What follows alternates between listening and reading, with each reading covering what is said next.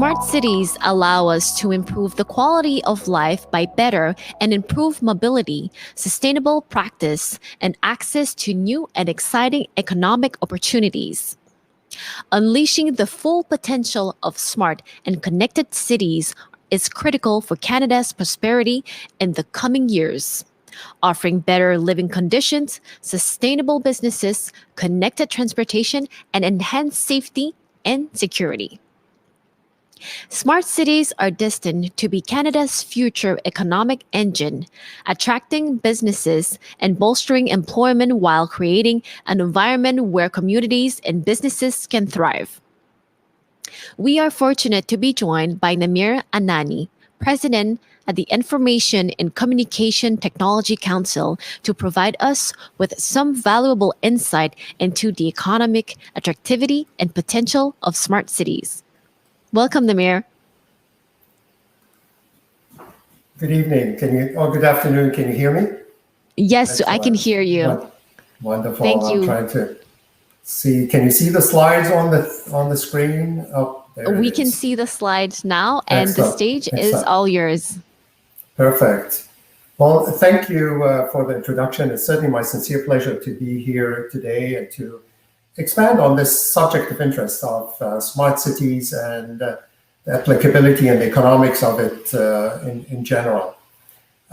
Maybe I can start basically with the first slide on this in terms of who we are as an organization, so you have a good feel of where this data and information is coming from. So at a high level, we are a national center of expertise for the digital economy, with the aim of advancing Canada's digital advantage in a global context. We do a lot of technology, economic, market research to try to figure out where the world is going and then develop the policies necessary, but also work on the capacity building and talent development. So capacity meaning helping organizations to expand their role. In fact, the slide that is before you is the one that I will spend most of the time on, given the 10 minutes period that I have in this space. Let me start by what are the smart city drivers, basically, and the economic aspects of it. And in fact, I saw the questionnaire that was raised earlier that came from our organization, obviously, where it was identified we had projected through a lot of the smart city analysis that we've done that by 2018, the spend on the economic spend on smart cities around the world would be around 81 billion, reaching double that figure by 2022 to 158 billion. And all estimates is that will be over $1 trillion economy by 2030 going forward. So it gives you an idea that the growth in this environment has been quite substantial. But what are the main drivers for the smart cities and how does the economy play into that? I think you must have heard that throughout the discussion is that smart cities, the urbanization that's happening in the world around us is actually quite significant. All estimates is that now 55% of the population live in cities, contributing approximately 75% to the GDP. This is expected to grow to around 70% of the population of the Earth living in cities, generating much higher to almost 80 to 90% of the GDP of the wealth.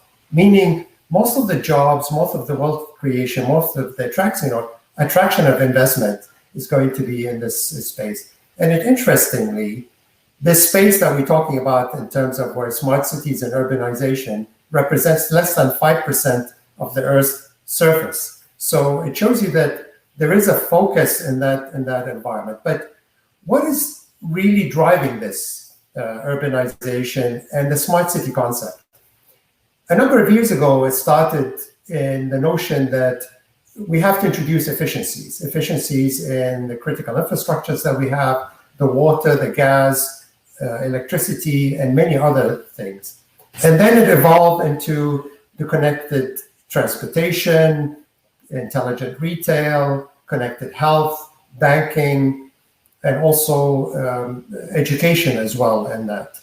But then it evolved throughout not only Canada, but many economies as businesses started to reflect, well, if we need to be more sustainable, then smart cities can offer us that capabilities through these efficiencies of lighting, buildings, and others that we can basically amplify this concept going forward. But then became one of economic interest or economic construct, because many countries started to look at this environment saying, well, hold on, if we are able to create the connectivities necessary for this, then potentially we can attract foreign direct investment with several billion-dollar economies, create the ecosystems for our nations that help the startup, the small, medium companies to prosper, not only to be able to excel in the country, but also to reach international markets. And hence you saw a push from not only Canada, but many countries to try to sort of advance the construct smart cities for these specific reasons, knowing very well that the job creation in cities will outpace every other part of the Canadian economy. But one of the main drivers for also the jobs and the wealth creation, as Omar explained in earlier in Ottawa, and by the way, I live in the beautiful city of Ottawa, so it's a good plug for that, is that the digital technologies and innovation in that space has become a magnet for attraction and investment. This are on some of these disruptive technologies that are generating the big thinking and disruption and innovative disruption in autonomous connected cities and autonomous connected transportation, Industry 4.0, intelligent retail, many other constructs, and even the health sector, connected health and remote surgery and diagnostics and others. Some of these technologies lie in the artificial intelligence, as you have definitely heard throughout this conference, blockchain, fifth generation mobile, which takes the whole level of sophistication of the broadband connectivity or data transportation to a whole level, because 5G, for the first time, what distinguishes it from other technologies is that it will allow other industries to take shape, and specifically in smart cities, because the construct of connected vehicles, whether they're electric or not, are going to be built upon the capability of smart cities, especially in a given the vastness of our country. We can't have edge computing everywhere around the world, around the country. We need connectivity through 5G, that it's almost real time to be able to connect with the cloud and make life and death decisions at times within the environment. So these technologies are going to play a critical component in the next number of years, as much as the IoT that's going to contribute to several billion connectivity of devices and intelligence. And not only the 5G is going to allow that. I was just speaking at a conference at the Telecom Summit, where other technologies like zero-G or LoRa, the long-range, low-power capabilities, because mostly the zero ones. All to say is that given the environment of the fast development in technology and advancements in that space, the job creation in this environment is outpacing every other sector of the Canadian economy by 4-1, according to our own estimates, with the demand outweighing the supply, even in this environment of the COVID-19. And who knows where the next phases of this environment, but all indications is that post-COVID-19, economic recovery will be digital-led, and smart cities will become the hub of attraction of these employments in the next number of years. Some of the drivers on this is that if you look at the gig economy, is that much of the jobs are changing. The nature of jobs are changing across Canada. There is a whole different reflection in terms of the freelance, contingent worker, fractional worker in this environment. And there's a lot of studies on this space that saying that its proximity in terms of connectivity of the of the city, but also connectivity of the transportation, are going to offer the gig economy a boost in the next number of years, because somebody can work this morning in the retail, can go in the hospitality sector, and the travel later on that. And all estimates is that in the next number of years, even in the United States, that 40% of jobs will move into the freelance environment. So hence, smart cities are going to be the right construct for this environment to be in. While there's a lot of discussion, how will that post-COVID-19 impact the commercial real estate environment? There's a lot of discussion is that the thinking and innovation is going to shift. Many companies like us are also reflecting on this environment, saying, well, perhaps we can go into space as a service. So it's a lease that space for the period of time. And there's a lot of shift, not only in Canada, but abroad. I'll quickly talk about the demographic shifts on that, which are really driving the smart city concept. Apart from the millennials,